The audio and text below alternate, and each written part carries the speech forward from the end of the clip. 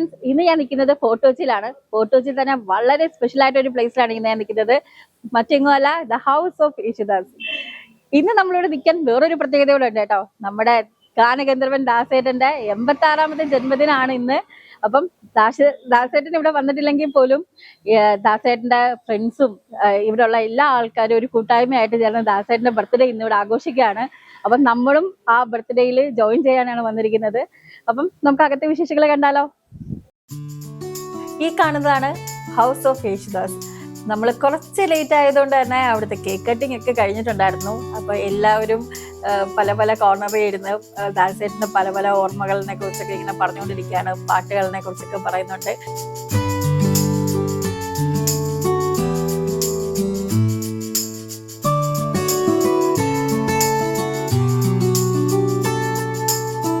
ഞങ്ങൾ കുറച്ച് വൈകി പോയതുകൊണ്ടാണ് ദാണ്ട കേക്കിന്റെ അവസ്ഥ ഇതാണ്. പിന്നെ നമ്മളെ കേക്ക് കണ്ടേ വിടാൻ പാടില്ലല്ലോ. അങ്ങനെ ഒരു ചെറിയ പീസ് ഞങ്ങളുടെ ക്യാമറമാനും കൊടുത്ത് ഒരു വലിയ പീസ് ഞാനും എടുത്ത് കഴിച്ചു. നമ്മുടെ ഇന്നത്തെ പ്രധാന ഗസ്റ്റ് നമ്മുടെ പ്രൊപ്രൈറ്റർ എസ് എൻ സ്വാമി സാറാണ്. സാറിനോടൊപ്പമാണ് നമ്മളും ഈ ബർത്ത്ഡേ ഇന്ന് സെലിബ്രേറ്റ് ചെയ്യുന്നത്. പിന്നെ ഈ വീടിന്റെ മെയിൻ അട്രാക്ഷൻ ദാണ്ട് ഈ മാവ് തന്നെയാണ് കേട്ടോ. ഈ ഒരു മാവ് നിർത്തിക്കൊണ്ട് തന്നെയാണ് ഈ ഒരു ബിൽഡിങ് ഫുള്ള് പണിതെടുത്തേക്കുന്നത്. സോ ഈ ഒരു മാവ് എന്ന് പറയുന്നത് നമുക്ക് അവിടെ കയറുമ്പോൾ അതിൻ്റെ ഒരു വൈബ് എത്രത്തോളം ആണെന്ന് നമുക്ക് മനസ്സിലാവും. ആദ്യമേ നമുക്കിത് തോന്നും കോൺക്രീറ്റ് വെച്ച് പണിത് വെച്ചാണോ എന്ന്. പക്ഷെ അല്ല, ഇതിനകത്ത് കുറേ മാങ്ങകളൊക്കെ ഇങ്ങനെ പിടിച്ചു നിൽപ്പുണ്ട്. അപ്പോൾ ആ ഒരു വ്യൂവും നമ്മൾ ഈ വീഡിയോയിൽ കാണിക്കുന്നുണ്ട് കേട്ടോ. പിന്നെ നമ്മളെ ഈ ചേട്ടൻ കൊണ്ടുപോകുന്നത് നമ്മുടെ സ്വന്തം യേശുദാസ് സാറിൻ്റെ റൂമിലേക്കാണ്. ഇതാണ് നമ്മുടെ യേശുദാസ് സാറിൻ്റെ റൂം. സാറ് വന്നു കഴിഞ്ഞാൽ ഇവിടാണ് സ്റ്റേ ചെയ്യുന്നത്.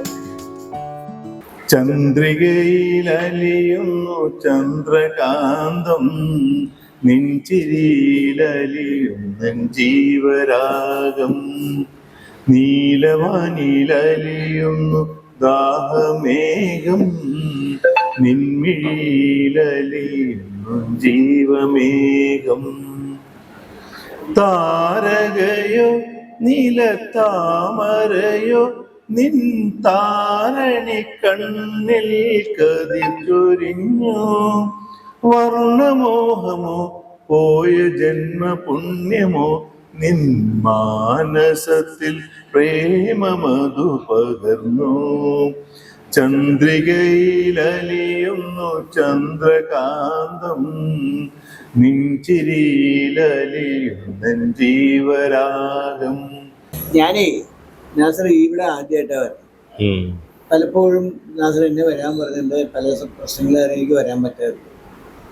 ഇപ്പോഴാണ് ആദ്യമായിട്ട് ഈ സ്ഥലം കണ്ടപ്പോൾ എനിക്ക് എന്തോ വല്ലാത്തൊരു നൊസ്റ്റാൾജിയ, എന്തൊക്കെയോ ഇതിനകത്ത് എന്നെ ഹോണ്ട് ചെയ്യണമെന്ന്.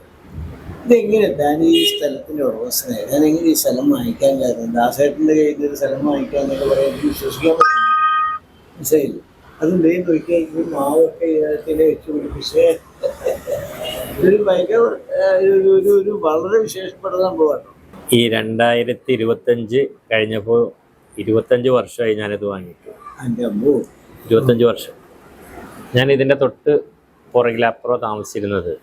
ഒരു ദിവസം ഇതിലേ പോയപ്പോൾ ഇവിടെ നല്ല ട്രാഫിക്ക്, പഴയ ഇലക്ഷൻ്റെ ജാഥ, അങ്ങനെ ജസ്റ്റ് അന്ന് എൻ്റെ വാപ്പ മരിച്ചു പോയിപ്പോൾ. വാപ്പ മരിക്കുന്നതിന് മുമ്പ് ഇത് വാങ്ങിക്കണമെന്നുണ്ടായിരുന്നു. അപ്പോഴേക്കും ആരോ ഇത് വേറൊരാൾ വാങ്ങിയിരുന്നു, താജുക്ക എന്ന് പറഞ്ഞിട്ട്. ദാസേട്ടൻ്റെ അനിയന്മാർക്ക് കൊടുത്താണ് ഈ വീട്. ആൻ്റണിയും പിന്നെ അന്നും മരിച്ചില്ലേ ജസ്റ്റിനും. അങ്ങനെ അവർ ഇത് താജുക്കാക്ക് കൊടുത്തു.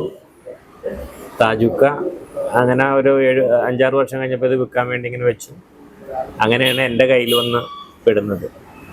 പക്ഷേ ഞാനിത് വാങ്ങിയ ദിവസം വെറും 10 മിനിറ്റിൻ്റെ ആ കൂടിക്കാഴ്ചയിലാണ് ഇത് ഉറപ്പിച്ചതും വാങ്ങിയത്. പിന്നെ അന്നൊന്നും ദാസേട്ടൻ എന്നോട് അടുപ്പോ അങ്ങനെയൊന്നും ഉണ്ടായിരുന്നില്ല.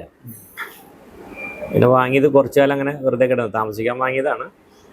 പക്ഷെ ദൈവാനുഗ്രഹം കൊണ്ട് ഇതുവരെ അങ്ങനെ താമസിച്ചില്ല ഞാൻ. ഐ മീൻ, ഞാൻ ദൈവാനുഗ്രഹം എന്ന് ഉദ്ദേശിച്ചത് ഇതൊരു കൊമേഴ്സ്യൽ പ്ലോട്ട് ആകാനുള്ള ഇത് വന്നത് കൊണ്ടായിരിക്കാം വീടായിട്ടാണ് വാങ്ങിയത്. പിന്നെ ഒരു 2-3 വർഷം കഴിഞ്ഞപ്പോൾ നമ്മുടെ രാഷ്ട്രപതി ഇല്ലേ, APJ അബ്ദുൽ കലാം, അദ്ദേഹം എറണാകുളത്ത് വന്നപ്പോൾ മറൈൻ ഡ്രൈവിൽ കുറെ മരങ്ങളൊക്കെ വെട്ടി മറ്റേ ഹെലികോപ്റ്റർ ഇറക്കാനായിട്ട്. പക്ഷെ അത് രാഷ്ട്രപതി അറിഞ്ഞതോടുകൂടി ഭയങ്കര പ്രശ്നമായി. കളക്ടർ ശകാരിക്കുകയൊക്കെ ചെയ്തു. രണ്ടാമത് അത് മരം വെച്ച് പിടിപ്പിച്ചാലേ വരുള്ളൂ എന്ന് ഓർമ്മയുണ്ട? അങ്ങനെ ഒരു ഇൻസിഡന്റ് ഉണ്ടായിരുന്നു. അപ്പൊ അത് ഇങ്ങനെ പത്രത്തിൽ വായിച്ചപ്പോ എനിക്ക് ഈ മരം ഇങ്ങനെ നിലനിർത്താൻ പറ്റുമെന്ന് ഞാനിങ്ങനെ ആലോചിക്കുക. ആ സമയത്താണ് ദാസേട്ടൻ ഇതിലെ പോയപ്പോ ഇത് വേറൊരാളെടുത്തെന്ന് അറിഞ്ഞ് ആ ആള് ഈ മരം മുറിച്ചില്ലായിരുന്നെങ്കിൽ എന്ന് ഒരു കമന്റ് വരിക, ആ വിവരം എന്നോട് വന്ന് മറ്റേയാൾ പറയുകയും ചെയ്തു.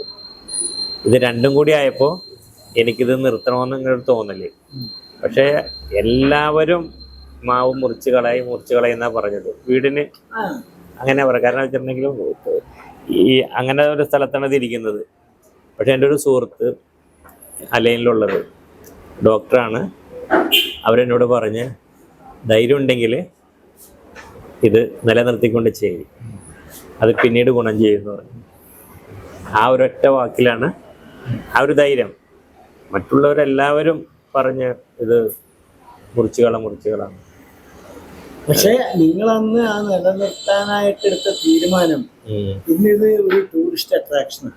അതെ, ഇതിൽ 2 പേരുണ്ട്. ഒന്ന് ഈ ഫോർട്ട് കൊച്ചി പ്രദേശത്തെ ഒരു പ്രധാനപ്പെട്ട ഒരു റെസ്റ്റോറൻറ്റ് കം ലോഡ്ജിങ് എല്ലാം ഉള്ള സ്ഥലം. മറ്റൊന്ന് ഈ വീടിനകത്ത് മരം നിലനിർത്തുന്ന എനിക്കൊന്നും അടുത്ത കാലത്ത് വേറെ എവിടെ ഉണ്ടായിട്ടില്ല. ഇല്ല, ശരിയാണ്. ഇതിനൊക്കെ പറഞ്ഞാൽ ദാസന്റെ സ്ഥലം ഹൗസ് ഓഫ് ദാസ്. അങ്ങനെ പല വിധത്തിലും ഇതൊരു ടൂറിസ്റ്റ് അട്രാക്ഷൻ തന്നെയാണ്. അപ്പൊ നിങ്ങളുടെ കൂട്ടുകാരൻ പറഞ്ഞാൽ ശരി, എന്നില്ലെങ്കിൽ നാളെ ഇതിന്റെ വിലയുണ്ടാവും എന്ന് പറഞ്ഞില്ലേ? ശരിയാ, വളരെ നന്നായിട്ട് അവര് പറഞ്ഞത്. ഒരു ഡോക്ടറാണ്. ഈ വീട് വെച്ച പിന്നെ ദാസേട്ടൻ വന്നിട്ടുണ്ട് ഇവിടെ? എത്രയോ പ്രാവശ്യം വന്നിട്ടുണ്ട്. എല്ലാ കൊല്ലം ഇവിടെ മാർച്ച് 31 വരും, മാവിന് വെള്ളമൊഴിക്കും. ഈ കൊറോണയ്ക്ക് മുമ്പ് വരെ, അത് കഴിഞ്ഞ് അദ്ദേഹം അമേരിക്കയിൽ വരും. അതെ. അത് പുള്ളിയുടെ അപ്പന്റെ ഒരു ഓർമ്മയ്ക്ക് വേണ്ടിയാണ് അവിടെ. പക്ഷെ ഇത് അമ്മയുടെ ഓർമ്മയ്ക്ക് വേണ്ടിയാണ് ഇവിടെ വന്ന് വെള്ളം ഒഴിക്കുന്നത്.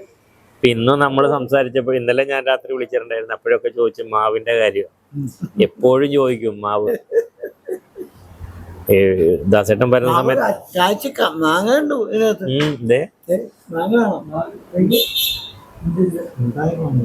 പിന്നെ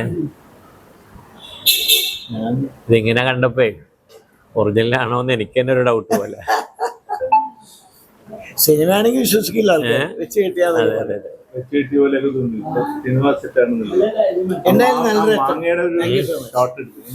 ഇതിപ്പോ 17 വർഷം ഈ ഇരിക്കുന്ന ഭാഗം കഫേ കോഫിയുടെ ആയിരുന്നു. ഇപ്പൊ പുതിയൊരു ഗാങ്ങാണ് എടുത്തിരിക്കുന്നത്. ഫോർട്ട് കൊച്ചിയിലുള്ള പിള്ളേര് തന്നെ, ഷബീർ, ഹാഷിം, ഇസ്മു, പിന്നെ ഷമീർ, അങ്ങനെ നന്നായിട്ട് നടത്തുന്നുണ്ട്. ഫോർട്ട് കൊച്ചിയിലെ ഫോർട്ട് കൊച്ചിയിലെ നമ്പർ 1, എറണാകുളത്ത് നമ്പർ 1. എറണാകുളത്തുണ്ടോ? ഇല്ലില്ല, എറണാകുളം നോക്കുകയാണെങ്കിൽ. കാരണം ഇങ്ങനെ ഒരു പിസ വേറെ എവിടെയും ഇല്ല. പിസ ആണ് പ്രധാനം. Pizza Italia. അപ്പൊ എനിവേ ഇത് വളരെ വളരെ ഭംഗിയായി വളർന്ന് മാവ് പോലും വലുതാവട്ടെ. ദൈവാനുഗ്രഹിക്കട്ടെ. എൻ്റെ പേര് നജീബ് എന്നാണ്. ഞാനൊരു ആർക്കിടെക്റ്റാണ് കൊച്ചിയിൽ പ്രാക്ടീസ് ചെയ്യുന്നത്. ഞാൻ വളരെ യാദൃശ്ചികമായിട്ട് കഴിഞ്ഞ 12 വർഷം മുമ്പ് ഞാനും നാസറുമായിട്ട് ഫ്രണ്ട്ഷിപ്പിൻ്റെ പുറത്ത് ബർത്ത്ഡേ വന്നപ്പം എന്നോടൊന്ന് വരണം, നമുക്കൊരു ദാസേട്ടൻ്റെ ബർത്ത്ഡേ കേക്ക് മുറിക്കണമെന്ന് 12 വർഷം മുമ്പ് എന്നോട് പറഞ്ഞു. വളരെ ഞാൻ അത്ഭുതപ്പെടുകയായിരുന്നു. എനിക്കങ്ങനെ ഒരു അവസരം കിട്ടിയത് ദൈവനിശ്ചയമാണോ അല്ലാതെ വേറെ ഒന്നും ഞാൻ ചിന്തിക്കുന്നില്ല. അപ്പോൾ ആ ദൈവകാരുണ്യം കൊണ്ട് എനിക്ക് അങ്ങനത്തെ ഒരു അനുഗ്രഹം ഉണ്ടായി എന്ന് തന്നെ വേണം പറയാം. ഞാൻ ഒരിക്കലും അങ്ങേയറ്റം മനസ്സുകൊണ്ടും എല്ലാം കൊണ്ടും ആരാധിക്കുന്ന ഏറ്റവും ഈ ഭൂമിയിലെ നവരത്നങ്ങളിൽ ഒരാളായിട്ട് ഞാൻ കാണുന്നതാണ് ദാസേട്ടൻ എന്ന് പറഞ്ഞ മഹാപ്രതിഭാസം.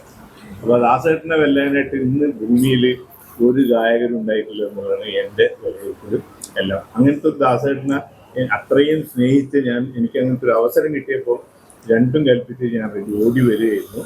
അങ്ങനെ ഈ വർഷം വരെ കണ്ടിന്യൂസ് ആയിട്ട് ഓരോ പ്രഗത്ഭരായ, ഇത്തവണ നമുക്ക് ഏറ്റവും പ്രഗത്ഭനായ ഒരു സിനിമ സ്ക്രിപ്റ്റ് റൈറ്ററും കഥാകാരനും എല്ലാമായിട്ടുള്ള എസ്.എൻ. സ്വാമിയാണ് എന്നുള്ളത്. അതുപോലെ എല്ലാ കമല്, വേണുഗോപാൽ, എല്ലാ ഗായകന്മാരും പലരും അങ്ങനെയുള്ള ഒരുപാട് അവസരങ്ങൾ എനിക്ക് കിട്ടിയിട്ടുണ്ടായിരുന്നു. ഇവരുടെ കൂടെ എല്ലാം ഒരു ബർത്ത്ഡേ കേക്ക് മുറിക്കാനായിട്ട് ഒരു അവസരം. ഇത് തന്ന ദൈവത്തിനോട് അങ്ങേയറ്റം നന്ദിയും കടപ്പാടും ആദ്യമുണ്ട്. പിന്നെ ദാസേട്ടനോട് എന്തോ മുജ്ജന്മ സുഹൃത്തുമായിട്ടാണ് എനിക്ക് ഇങ്ങനെ ഒരു അവസരം നാസറിൽ കൂടി വന്നു വെച്ചത്. എൻ്റെ ബ്രദറിന്റെ പേര് നാസർ എന്നാണ്. അപ്പൊ ആ നാസറിൽ എൻ്റെ ബ്രദറിന് വേറൊരു ബ്രദറായിട്ടാണ് നാസറിനെ കാണുന്നത്. അങ്ങനെ ഞങ്ങളുടെ ഒരു ഒത്തൊരുമയാണ് ഇന്ന് വരെ ഈ വർഷം വരെ എനിക്ക് ഇങ്ങനെ ഒരു മഹാഭാഗ്യം സാധിച്ചത്. മാത്രമല്ല ദാസേട്ടനെ പറ്റി ഞാനൊന്ന് പറഞ്ഞാൽ പിന്നെ എന്തെങ്കിലുമൊക്കെ തെറ്റായി പോകും. കാരണം ഇനി പറയാൻ വാക്കുകളും അദ്ദേഹത്തിന്റെ ഗന്ധർവെന്നോ എന്താ ഇനി ഭൂമിയിൽ ഇനി വാക്കുകളുണ്ടോ എന്ന് തന്നെ എനിക്കറിയില്ല. അത്രമാത്രം ഹൃദയത്തിൽ ഉള്ളിൻ്റെ ഉള്ളിൽ സൂക്ഷിക്കുന്ന ഒരാളാണ് ദാസേട്ടൻ. അപ്പൊ അങ്ങനെ ഈ അവസരം തന്നതിൽ നാസറിനോടും ദാസേട്ടനോടും എൻ്റെ കൂടെയുള്ള എല്ലാ ഇന്നത്തെ പ്രവർത്തകരോടും ഇനി മുമ്പുണ്ടായിരുന്ന പ്രവർത്തകരോടൊക്കെ നന്ദിയും കടപ്പാടും ഈ അവസരത്തിൽ ഞാൻ അറിയിക്കുന്നു. Thank you. അപ്പൊ ഇതൊക്കെയാണ് ഇന്നത്തെ വിശേഷങ്ങള്. അപ്പൊ നമ്മുടെ ചാനൽ ഇഷ്ടപ്പെടുന്നവര് ലൈക്ക് ചെയ്യുക, ഷെയർ ചെയ്യുക, സബ്സ്ക്രൈബ് ചെയ്യുക.